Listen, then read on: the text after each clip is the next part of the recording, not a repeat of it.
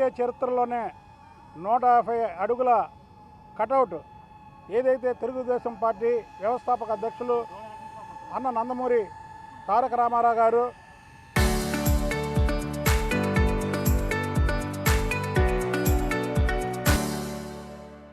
అలాగే తెలుగుదేశం పార్టీని ప్రపంచవ్యాప్తంగా తెలుగుదేశం పార్టీ జెండా ఎగరేసినటువంటి నారా చంద్రబాబు నాయుడు గారు, అలాగే ఇవాళ తెలుగుదేశం పార్టీకి యువ నాయకత్వం అవసరమని తెలుగుదేశం పార్టీ వర్కింగ్ ప్రెసిడెంట్, జాతీయ వర్కింగ్ ప్రెసిడెంట్ నారా లోకేష్ బాబు గారు, ఈ ముగ్గురి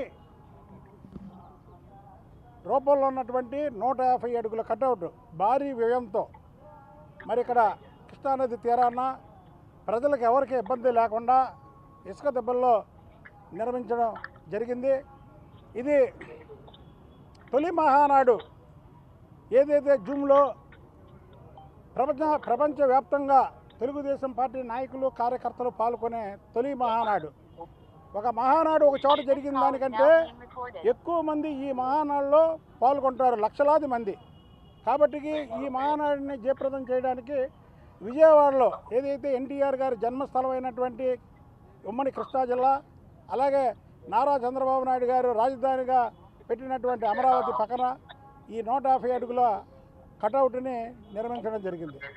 ఇకపోతే చంద్రబాబు నాయుడు గారిని ఈ మధ్య ఫ్యాక్షన్తో పోలుస్తున్నారు. చంద్రబాబు నాయుడు గారిది ఇప్పుడు కూడా ఫ్యాక్షనిజం కాదు, వైఎస్ కుటుంబంది ఫ్యాక్షనిజం. చంద్రబాబు నాయుడిది అభివృద్ధి విజం. చంద్రబాబు నాయుడు గారు వచ్చిన తర్వాతే భారతదేశంలో అనేక ముఖ్యమంత్రులు అభివృద్ధి వైపు చంద్రబాబు నాయుడు గారి విజన్ని చూసి చేయాలనే ఒక సంకల్పం సృష్టించాడు. ఆయన ముఖ్యమంత్రిగా ఉండి ఇతర ముఖ్యమంత్రులను ఆయన వైపు తిప్పుకున్నటువంటి ఏకైక నాయకుడు చంద్రబాబు నాయుడు గారు.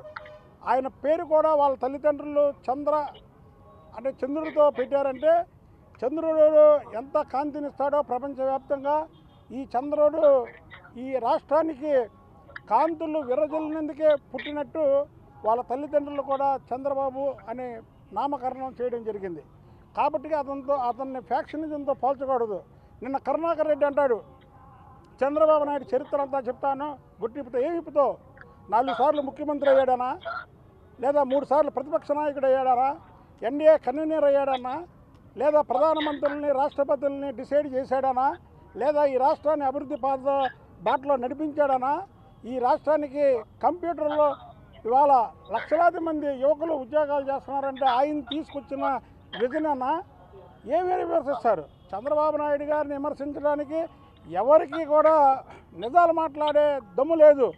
ఆయన మీద అసత్యాలు మాట్లాడడానికైతే ఓకే, కానీ నిజాలు మాట్లాడడానికి ఆయన ఎక్కడ కూడా ఏ చెడ్డ పని చేయడు. దానికి నిదర్శనం వైఎస్ రాజశేఖర రెడ్డి ముఖ్యమంత్రిగా ఉన్న టైంలో 11 ఎంక్వైరీలు వేస్తే ఏ ఒక్క ఎంక్వైరీ కూడా ఆయన మీద ఇది వాస్తవాన్ని నిరూపించలేకపోయారు. అలాంటి ముఖ్యమంత్రి కాబట్టికే పడిలేచిన కెరటంలాగా భారతదేశ రాజకీయాల్లో ఒక సూపర్ స్టార్ లాగా 77 ఏళ్ళ వయసు 76 ఏళ్ళ వయసులో కూడా తారాజువలాగా వెలుగొందుతున్నాడు. ఆయన వయసు 76 అంటే ఎవరో నమ్మరు, ప్రతిపక్షాల వాళ్ళు చెప్పడమే తప్ప ఆయన 27 ఏళ్ళ యువకుల్లాగా ఈ రాష్ట్రాన్ని పరిగెత్తిస్తున్నాడు.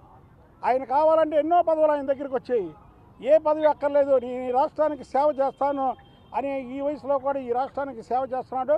ఆయన నాయకత్వంలో తెలుగుదేశం పార్టీ ఇంకా అభివృద్ధి అవడమే కాకుండా జాతీయ తెలుగుదేశం పార్టీ వర్కింగ్ ప్రెసిడెంట్గా నారా లోకేష్ బాబు గారి నాయకత్వంలో ఆయన పర్యవేక్షణలో ఈసారి మహానాడు జరుగుతుంది. కాబట్టి ఆయన కోసం ఆయన నాయకత్వం వర్ధిల్లాలని ప్రజల్లోకి వెళ్ళడం కోసం ఇవాళ ఈ కార్యక్రమాన్ని తీసుకెళ్లాల్సి వచ్చిందని మీ అందరికి కూడా సమన్వయంగా విన్నవించుకుంటున్నాను.